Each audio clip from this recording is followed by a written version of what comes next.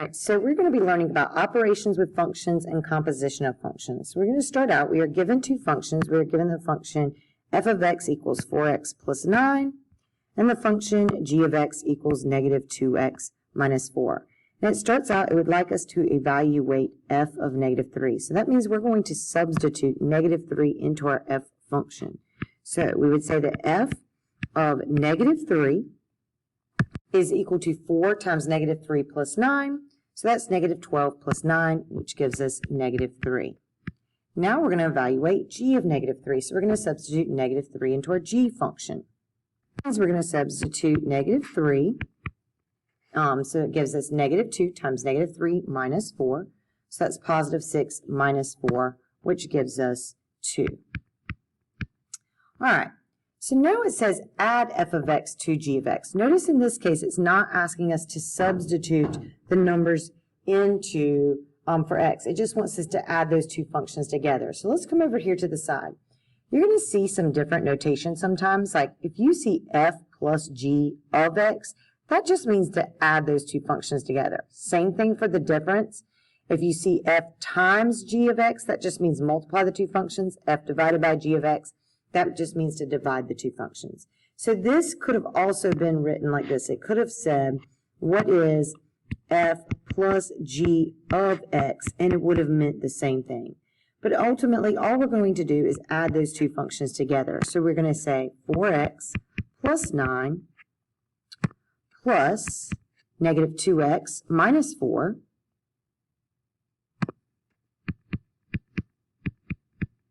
and just add those together to get our final function, which would be 2x plus 5. So f plus g of x is equal to 2x plus 5. And there's many reasons why we would add two functions together. It may be that one function represents profit from one month and another function represents the profit from a different month, and we want to know the total profit. Lots of different things that we do this for in the real world. All right, so now it says evaluate f plus g of negative 3. So what that means is what would that value be? Well, because we know that f plus g is the same thing as f of x plus g of x, we can use our parts from a and b to work this out. So we know that that's really saying the same thing as f of negative 3 plus g of negative 3. And we already found those above, so that would be negative 3 plus 2, which would give us negative 1. Or you could have used the new function that we created. You could have said, okay, well, since we know that f plus g of x is now 2x plus 5, watch what happens when we substitute in that. If we had said 2 times negative 3 plus 5, then that would have given us negative 6 plus 5, which is also negative 1. So that you see that they can come out to be the same. You use those operations separately, or you go ahead and combine the functions and then substitute the number in, they will be the same. All right, read the next example and see if you can come up with the equation. Okay, so in this case, you just add those two functions together and you get your new function. All right, so now we're going to get into composition of functions. So composition of functions is pretty weird. It's where you take a function and you substitute into another function. A lot of reasons why we would do this in the real world. For example, it may be that we need to convert inches to feet, but then we have to convert feet to miles. Well, instead of it taking 2 steps, you could create a function where you just input the inches and the output would be the miles. And we'll actually do one like that a little later. So we're going to start by using the rule of 4 to understand this. We're going to kind of do this starting numerically by using tables. So we've got 2 tables. One table represents the function f of x, and the other table represents the function g of x. So it starts out and it says, well, what is f of 3? So we would go over to our f function right here. We would look when x is 3, and we can see when x is 3, the y value, the functional value is 1. So therefore, f of 3 is 1. And then it says, what about g of 3? So we go over here to our g function. We look when g is 3, and we can see that the output value is 2. So g of 3 is equal to 2. All right, so now go below it. It says, well, what is g of f of 3? Well, we already figured out what f of 3 is, so all we're going to do is substitute now Since we know that f of 3 is 1, we're just going to substitute this f of 3 right here with 1. And now we're going to go over to our g function, and we're going to look when when the x value is 1, what is the y value? And that is 4, and that would be our answer. So it's kind of like you just work your way inside out like you do with order of operations. Same thing over here. This says f of g of 3, and we've already figured out that g of 3 is 2. So we're going to substitute that in there. So we go over to our f function. We look when x is 2. And what is that y value? It is 2. Okay, so let's do one that's got a little bit more pieces to it. All right, so before we get into this, you'll notice that in these tables, it says f of g of x, and it's this weird notation. Then over here it says g of f of x, but it goes ahead and transforms it for you. Be careful when you see this little O here, it means of, it does not mean times like the page before. So anytime you see f of g of x, it just means that you're going to substitute the g of x function inside the f function. So we're going to use the functions from here to do this. So you may have to kind of flip back and forth to see them. Copy them down so that you don't have to keep flipping back and forth. All right, so to start out with this first one, it says, well, what about if the input value is 1? And for some of y'all, you may need to write out the steps for a while. You might have to actually go to the side, okay, and say, well, what this is really asking me to find is f of g of 1. So it wants us to start by substituting that value of 1 into that g function. Then once we figure that out, we're going to substitute it into the f function. So we're going to come over here. Okay, well, g of 1 is equal to 4. So that makes this f of 4. So then what we do is we come over to our f function, and we look when x is 4, and the y value is 4. So the answer here would be 4. So when the input value is 1, the final output value is 4. Some of you may be able to do this quickly. You might not need to write out all those steps. You might be, okay, well, let's go to 2. So if I came over here, okay, well, you have to remember that you start with your g function because you always start with your inner function. So I come over here. Okay, well, g of 2 is 3. So then once I know that output value is 3, I come back over to the f function. When x is 3, the y value is 1. Oh, the answer is 1. But if you don't see that fast, then I would write out each step and work your way inside out, because this can be a little bit confusing when you first start out. Some of us see it right away and some of us don't. So we can write it out. It is asking us to find f of g of 2. So if we look over here, well, in our g function, when x is 2, y is 3. So when we go over to our f function, when x is 3, y is 1. And feel free to write it out as much as you need to. All right, go ahead and try the next 2. All right, so when we substitute 3 into our g function, we get 2. And then when we substitute 2 into our f function, we also get 2. And when we substitute 4, we get 1. And then we go over to our f function. We look at where an x is 1, and we get 3. All right, so what I want you to do is pause the video, and I want you to try the next part. When you're done, restart the video. Okay, so when we go through and we substitute these values, now this time it's backwards because we're doing g of f of x. So the inner function is the f of x, the outer function is the g of x. So it may be helpful to start by writing that out. You know, g of f of 1, well, we can see f of 1 is 3. So then we substitute, and then g of 3. So when we go over to our g function, we look at 3, we can see that the y value is 2. What I want y'all to notice is that these functions are different. F of g of x and g of f of x are not the same function. So the order matters when composing two functions. Make sure that you understand that. And you can see by the domain and range values that for each function they're different. For the first one, when we input 1, the output was 4. Where the other one, g of f, the input was 1, the output was 2. So they are very different functions. All right, so composition of functions. F and g are functions such that the range of g is a subset of the domain of f.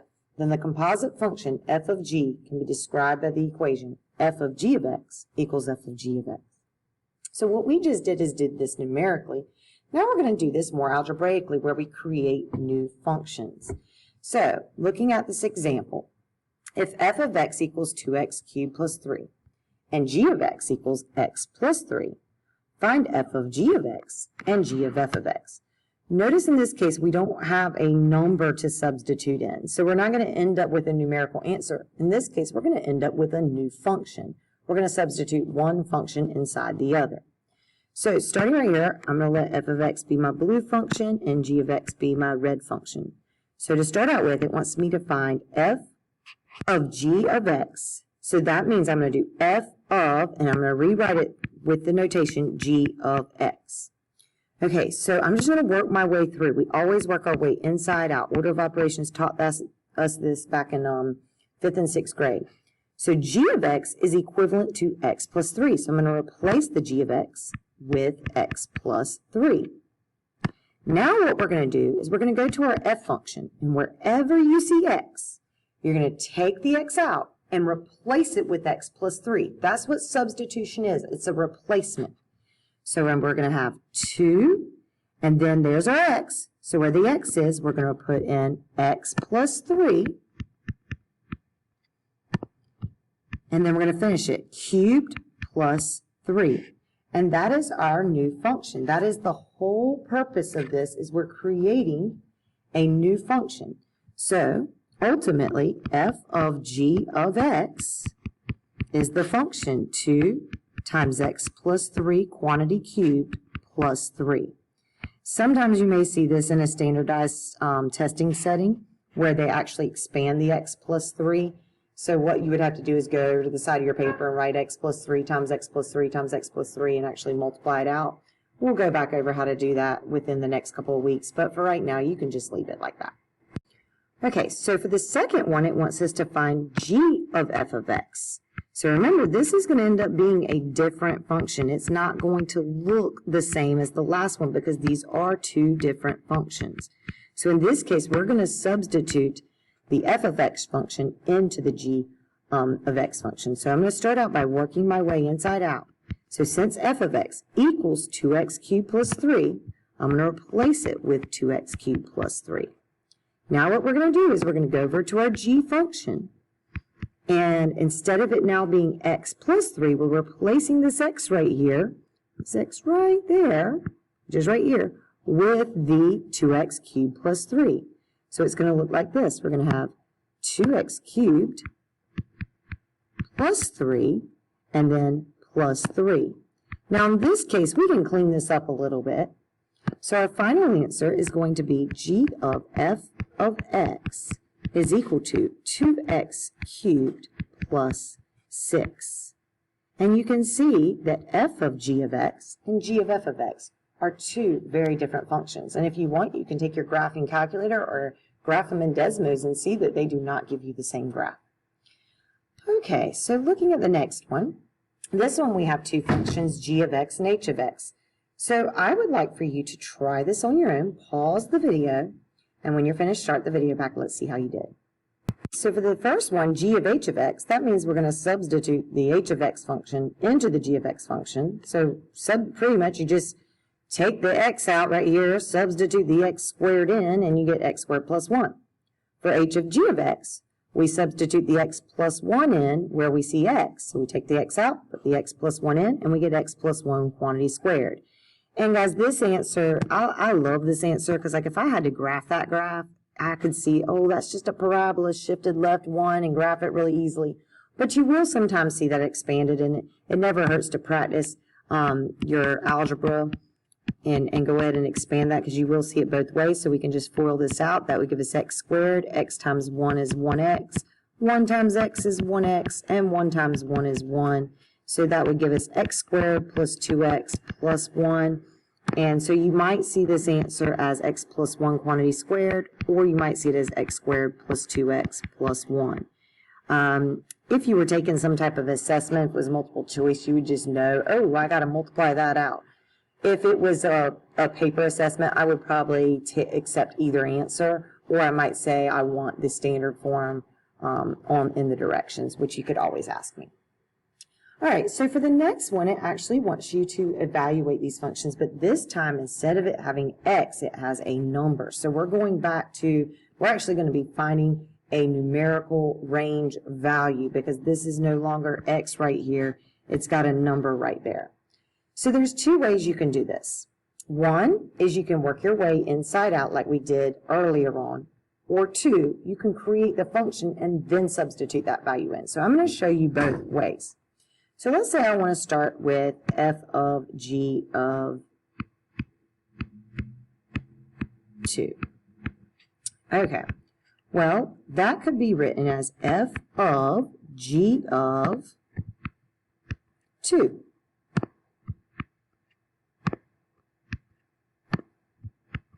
And now I'm just going to work my way inside out. So that's f of, and I go to my g function, and where I see x, I'm going to substitute 2. So that is going to be 2 squared minus 4. And I'm going to evaluate that. So 2 squared is 4, and 4 minus 4 is 0. So that gives us that this is f of 0. Now that I've cleaned that up, I'm going to go to my f function, and where I see x, I'm going to substitute 0. So since that function is x plus 7, it's now going to be 0 plus 7. And we know that 0 plus 7 is ultimately just 7.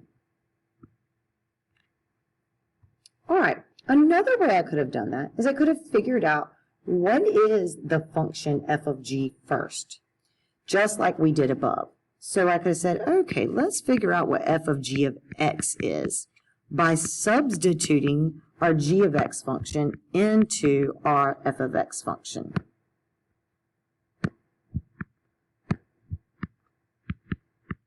So like we did above, what we're going to do is we're going to evaluate this for x squared minus 4. And I know that some of y'all are not going to have to write out all these steps, and that's okay.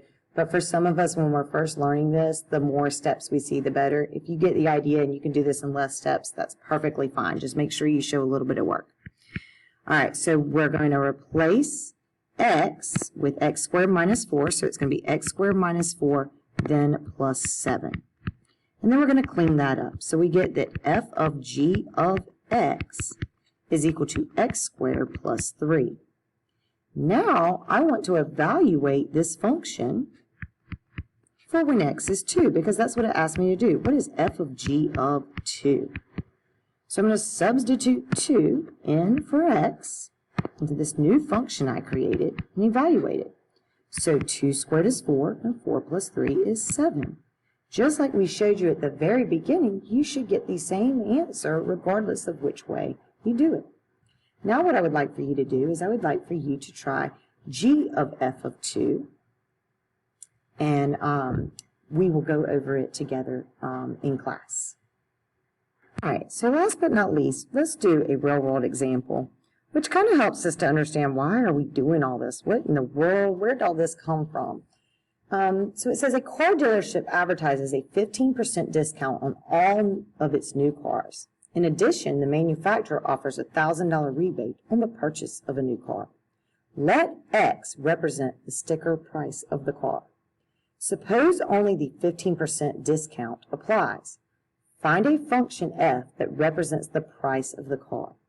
All right, well, guys, you got to remember, if there's a 15% discount, that means you're only going to pay 85% of it. So the function would be f of x is equal to 0.85x, because you want to make sure you multiply the sticker price by 0.85 because you're paying for 85% of it. You had to subtract the 15% from the 100%. All right, part B. Suppose only the $1,000 rebate applies. Find a function g that represents the price of the car. Well, if we get $1,000 rebate, that means we're going to subtract $1,000 from the sticker price. So that would be x minus 1,000.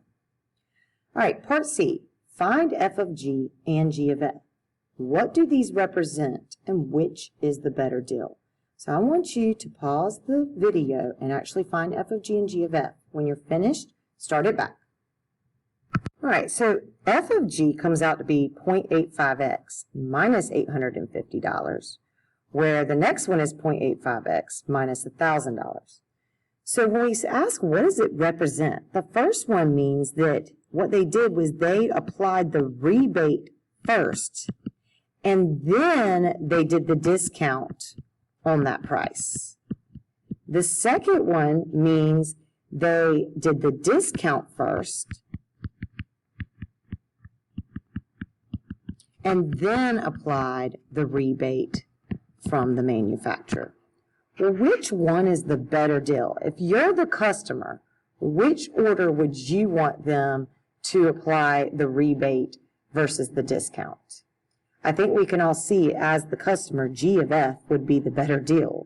Because if you go with F of G, your rebate also gets discounted, so you're not getting the full $1,000 rebate. So in the end, G of F is the better deal. And that concludes this lesson.